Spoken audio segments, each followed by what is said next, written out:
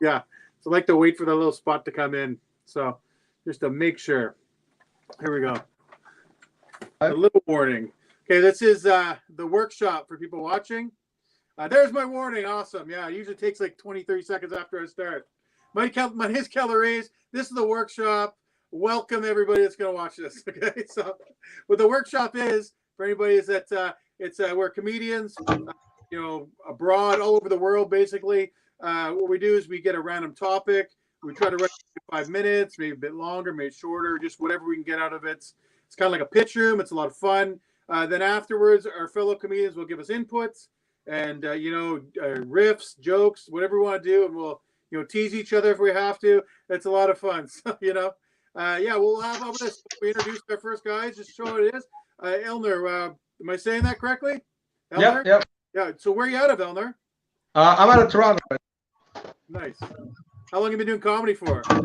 Well, on and off for like a year or two, but mostly off. Awesome. Yeah. So, how you do? Have you done many shows lately, or what? No, not in the last 2 years. Yeah, locked out. Me too. I can't do anything. So, cool. Yeah. So, Matt, where are you from, my friend? I'm from Saskatoon, Saskatchewan. Nice. Yeah. Yeah. How long have you been going at comedy for? About 3 years. Yeah, same. Nice. Yeah, we're all kind of the same level. I'm out of Chilliwack, British Columbia, about Nice. an hour and a half out of Vancouver East, going towards the mountains. I've been doing this for about 4 years now, so it's a lot of fun. No mics or nothing's going on for me apart from this. So, but yeah. So, want to remind the audience that hey, this is a comedy safe space. What it means is it's safe for us, not for you. We're just going to be telling jokes. It's all about just having fun and making jokes, and maybe they may insult somebody. We don't know. It's all meant to be fun and humor. Okay, that's what it's about, and that's what we're going to try to provide. Okay? Yeah. Well, how about this? Why don't we get going, boys? Let's do this. Okay. So I'd like to go first as the host. So my topic tonight is camping. Yeah, I was like, hey, why don't you give me an easier subject? so hey, this is what I want to do. I'm gonna grab my. Let's go for a walk, everybody. I'm gonna show you and talk to you, okay? Because I want you to know that camping, for most people, is like doing whatever, getting away from the town. But me, it's normal life. It's normal life here at Chilliwack, British Columbia. We're surrounded by the mountains. We're surrounded by trees, the beaches, everything else. So we're going to go for a little walk. We'll make this a little more intimate, shall we? Going right out here to Camping Days. Beautiful, nice thing. Right into my garage. Okay. Here we go. We'll set this up for you guys. Get a nice look at maybe my crotch. I'm not sure. Okay, we'll set the mood a bit here. Hold on. There we go. You guys can't see it, but I got a nice. Set this up a bit better. Nice little campfire going on here. Can you see this? Oh, yeah. Okay, there we go. Get into it. Hold on. Got making more campfire with my little a little scary story for you, right? That's it. This mic reminds me of a mic and a thing just holding in front of my face the whole time. But hey, camping. That's what my thing is. Camping. Sitting in front of a campfire, enjoying it. That's pretty much me. That's what I do all the time. Like, give me an easier subject, why don't you? But hey, write some jokes. Camping is just a temporary job that lasts 2 weeks. It's just a temporary, different job from your job. You just get up, get some wood, cut some wood, burn some wood. Then you do it again. You get up and you go get some wood. Then you cut some wood. Then you burn some wood. And it just repeats and repeats. Then you get smashed. And that's like every other day in the week. That's pretty much your normal life. You get up, you go to work, you get smashed. That's what happens, right? That's pretty much camping to me. Just a different job. This is actually pretty hard to see. I want to say, too, camping's poor people's vacations. So all you fucking rich people, stay away from just quit gentrifying our fucking vacations, all right? Just stay away. This is ours. This is poor people stuff. This is what we do for fun. We go out and try and stay dry. And you guys just keep showing up in your fucking clothes, your weekend camping clothes, and that's just my everyday clothes. Okay? Can you guys hear me okay? I'm pretty far from this thing. Oh, yeah, you're good.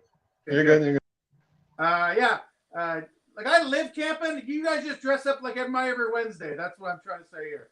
Another thing too, fucking rich people. Every time you drive by my shitty campsite, quit fucking my campsite, okay? That's my campsite. The best I can do. Don't slowly drive by with your RV and just fucking look at me and just fuck it. That's the way it is, man. Pisses me off. That's a fucking pet peeve of mine. Okay, what else do I got? I went for a camping trip. I go every weekend camping, almost one night, every single week. So, like what I did a couple of weeks ago, it's almost a month ago. I went to the hot springs, Harrison Hot Springs, called Clearwater. It's about a 4-hour drive. I'm up there with my wife, and guess what? Nobody's fucking there. It's silent. Just me and my wife were in a camp there. And you know what happens? We get in there, skinny dipping. That's what we did. We jumped right in this hot tub. This just happened. We're in there, just talking shit to each other, having fun, drinking some beers. And then all of a sudden, we're just about to get intimate. And guess who shows up? Fucking snowmobile guy. Snowmobile guy came riding up and fucking ruined my night in the hot springs. That's what I wanted to say about that. So, may not be funny, but it's something I wrote. I had another naked guy rush me.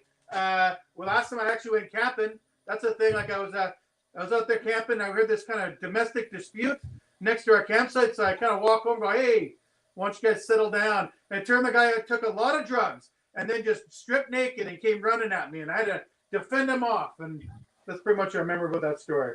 So here's another thing. I like to slide this topic into every one of my sets now. Zombies. I like to talk about zombies every single set. It's just what I do. And I think about it lots when I go camping because I'm terrified of the woods. With like when it gets pitch black out there and you just got a nice, like lonely, warm campfire. I think about zombies. And I start thinking about this is that I'd rather be eaten by a zombie than a vampire. Because at least when a zombie eats you, he's not going to tell you like boring shit and talk to you while he's sucking the life out of you. That's zombie just going to like hum like he's he's just enjoying you, not say a word, not going to bore you with Mesopotamia like politics like a vampire will, right? So you're like, yeah, okay, thanks, buddy. I understand that, but what's his fucking name? Akkad. The guy's name is Sargon of Akkad. I don't need to know the similarities of him and Trump, okay? Okay, well, you know what? How about this? I think I'm done. I've got enough time on this one. It looks like at least gone 5 minutes. So thank you very much, and I'll walk you back in while you guys talk. So.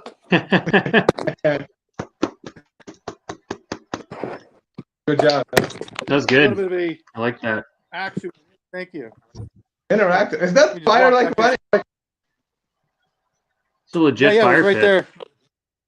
Yeah, it wasn't. It was like a propane fire pit. I know it's a bit of a cheating thing, but it's there's my real fire, man. I just saw like fire. I thought the guy's burning down his house. I was like, this is committing to a joke. He's like, fuck this. I'm gonna make this work. Yeah. Yeah, that was it was good. I like that. Yeah, sometimes things you gotta make it a little more theatrical for the people, Yeah, gotta spice it up on the almost 300th-ish workshop. Yeah, well, that's the thing too. It's the I think it was 300, but I think they might have lost count, so I don't know. We're on the 300 episode spectacular tonight, and this is for the people watching. Like you don't get this in 299 or 301. You're not getting pyro in those ones. I can promise you, tomorrow night there will be no pyro. You're not getting ghost stories. Damn it! I was gonna crack a beer out there. I left all my beer on the couch. I saw a handle of something sitting on the couch. Like that's pre-camping, right? I didn't like set it up in practice. I just kind of had it in my head. This is what I'm gonna do. I had the fire pit already there because I was cold the other day, and I was like, I rebuilt that fire thing myself today. Nice. Anyway, camping thing, right? You always forget something. There's something never. Yeah. If you don't leave twice, are you really camping? Yeah, that's pretty much it. Yeah. You're gonna run around, stopping at a grocery store a second time on the way through. Yeah. So, well, guys, I know there's not a lot to give back on input there, but I had a couple of things. I think there's a lot of meat on the bone because, like, you're right. You look like you camp, and like there's a lot of opportunity to just say like, yeah, I totally look like I camp. I was built to camp. I wrote down a couple of things. I look like I yell at kids at camp to climb a rope, knowing that I'll never be able to. Yeah. And you're looking at a guy who's been mistaken for a bear a couple times. And I mean, I get that bag. They think that branch can hide it from me, but I get it every time. And just in passing, you talked about the grocery store on the way to camp. Like, on the way to a campsite, you drive through a podunk town with like a pump and the giant barrel of gas that's maybe as old as me. They've never gotten to the bottom of it. Just keep putting more on top. Like, there's some meat on the bone, I think, for that. Just anything down about that. But like, they always have, you can buy your ice and your minnows right there. It's perfect. You're ready. They've got you covered.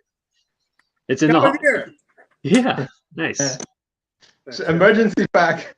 The good thing about having a wife, I had to get her to go. I forgot my book. I was like, here, book. I was like, oh, I need my book though. So yeah, I always try to sneak some kind of zombie thing in there too. I think it's dumb, but yeah. Good.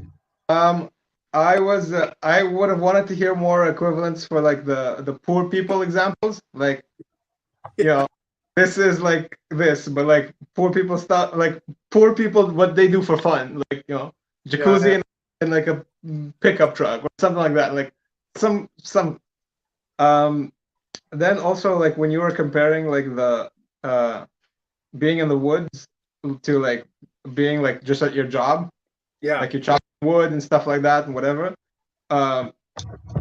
Like relieving yourself, going to the bathroom or taking a shit. I was thinking there's gonna be something there too. Like, oh yeah, I also take a dump at work anywhere I want. Something like that. Yeah, it makes sense. Pro chef making hot dogs and not burning the buns. Like yeah, on a stick at work. They like that too. Like you see how many people turn into like pro chefs all the time when they go camping. It's also everybody's an expert at something, you know. Bring out more pots than they have at their house. It's like, what are you making? You don't know how to make chili at home. Comes out of a can at home, but here you're going to make it from scratch. Yeah, I don't think so. Yeah. I hate people that have the little coffee maker thing, and they're like, I'm going to wait for it to like froth, and then I'm going to wait for it to froth again, and they're like, fuck off. Just put some hot water and some instant coffee. We're in the woods. Yeah. No. It's like Guinness's, right? Guinness, you get poured. It has to pour a certain way. Same thing with the coffee. Like, I don't get too fancy out there either. I really bring a lot of munchy foods because I get stoned so much. I'm just things of pepperoni. You know what the best thing actually, when I just remembered about it, I figured this out by accident because I went drunk to a store and on the way camping, and I found Lunchables, right? And it's a joke with the kids get Lunchables, but I'm telling you right now, it fucking saved my life at least 3-4 times having a Lunchable. Just because you're so hammered at night or on mushrooms, you're like, just need to eat something, and then you got a Lunchable, and it's like got every vitamin you need in it. It's like it's like a little chocolate at the end. You're like, fucking, this is great. So I can second that. Yeah. Now I will say, if you leave a Lunchable out in the hot sun, that cheese turns from slices into one whole cube of cheese. Yeah. It turns like Jello cheese. It's very odd. It's like an eraser. It's tastes the same, but I mean, it's hard to, you kind of got to get a cheese knife for it at that point. Yeah. But I can are not scared of bears coming at you at all with those wrappers at night. No. It's fine. No, well, because it's like a common thing out here in British Columbia with like stuff like that, and I'm sure Saskatoon too. You're not. I mean, what can you do, right? They're going to eat you. They're going to eat you. If I didn't want to be eaten by a bear, I wouldn't go to the bush. I guess. That comes with the territory. Yeah, but I bring animals. Yeah, but like even when I go out, I bring a shotgun with me, and I got these. Okay, well there we go. Okay, fine. That's right. Yeah. I bring my booze. I got booze and a shotgun. I don't scare no bears. I understand. I have a fishing rod at best. So they don't unless they're desperate. That's the thing. So they don't want to be around people. So well, anyways, I thank you guys for the input. That was great. I have a couple more things. Oh, dear. I'm sorry. Go ahead. Yeah, the snowmobile guy. I wanted to hear more because you just said that he interrupted. Yeah. Like I would just say add stuff. Like I wanted to know, like, was he making noise? Was he peeping? Was he filming? Was he being creepy? Like, Yeah, I think I got a bit like flustered on I couldn't see my sheet of paper in there. I couldn't see the. oh yeah. Shit. So now I'm going by memory and getting flustered, Ted. But the true story about that, I had to walk back and get my clothes because she didn't have any clothes. So I had to put jeans on and go up there in my bare. I had like slippers in the snow. I had to walk over there and meet these guys and like, hey guys, how's it going? And I'm like, even like, I walked away from my car and I got a new vehicle and I did the old doot, doot, like this and like making fun of me. I'm like, you fucker, you know. I can't even argue. I got my wife naked over there. I'm like, oh, okay. I got just take what you're getting me, guys. Just yeah. And then the vampire talking to you, like I found that really funny. So I thought you could like, oh yeah, they're talking like a teenager trying to get laid, being all awkward for the first time, trying to like whisper stuff. Yeah.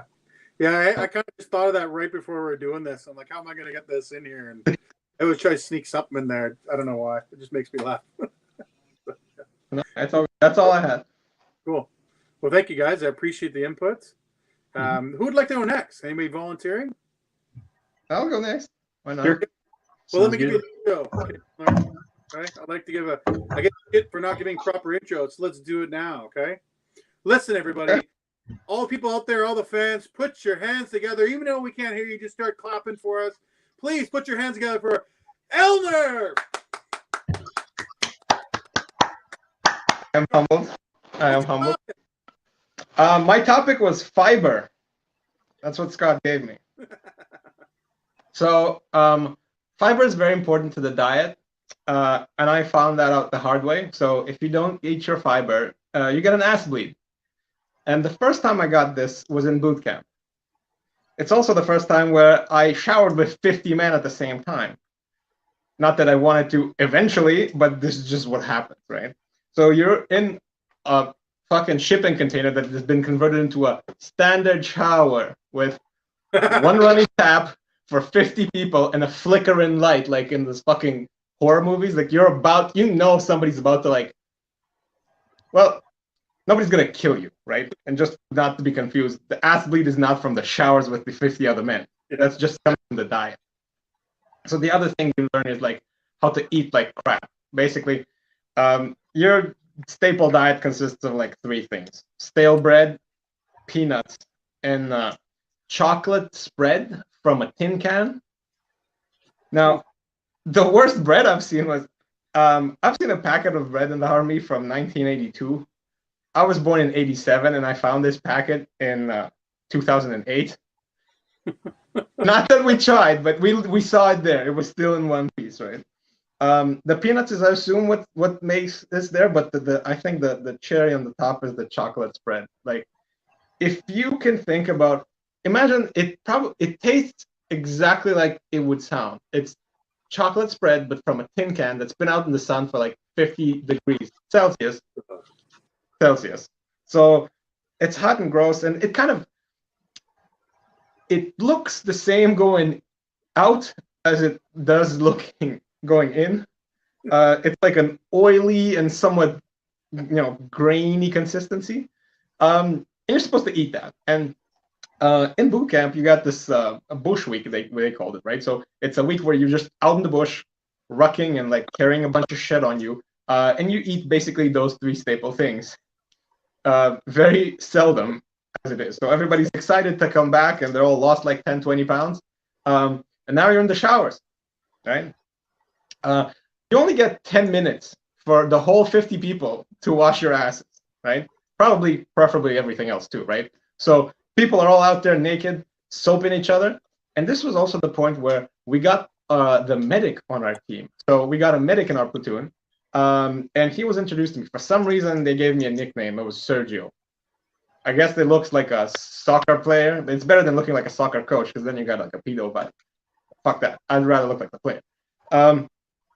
So the guy's like, hey, Sergio, meet Sheep. He's our new medic. Now, medics are super rare. Forget Bigfoot. Forget fucking unicorns. Medics are the hardest thing to find because they can give you a note to let you sit out for a couple of days, which does never happen. It just basically means they're not going to tase you for a couple of days. Fine. I find this medic. Obviously, my best first impression is I'm gonna see this guy. His name is Sheep.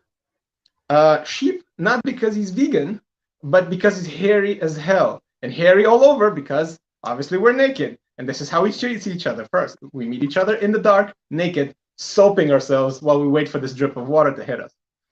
And this is our first impression. If that wasn't bad enough, the first thing I tell to him is, hey man, my ass is bleeding. Is that bad? And then he tells me, you should probably eat more fiber. So that's going to be it. That's all I That's great. Yeah, good job. Cool, yeah. That's really funny. Well, Matt, I like that story. Would you like to start? Sure. Yeah, definitely.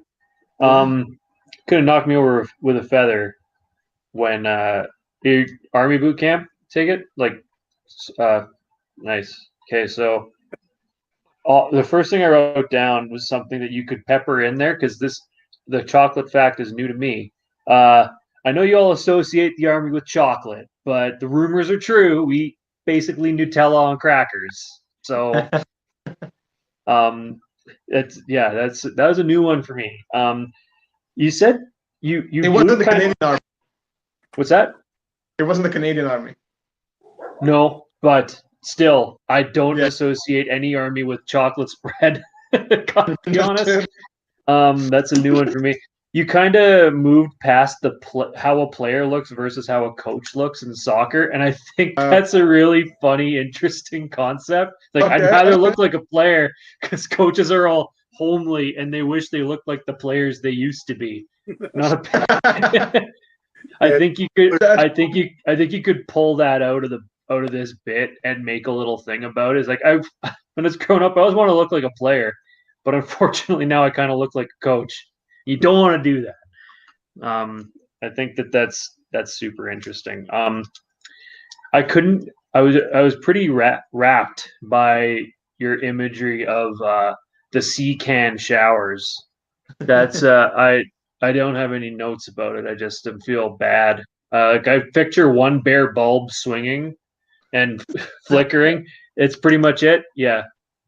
We used to also have to steal that bulb from like the next platoon over because it was like, yeah.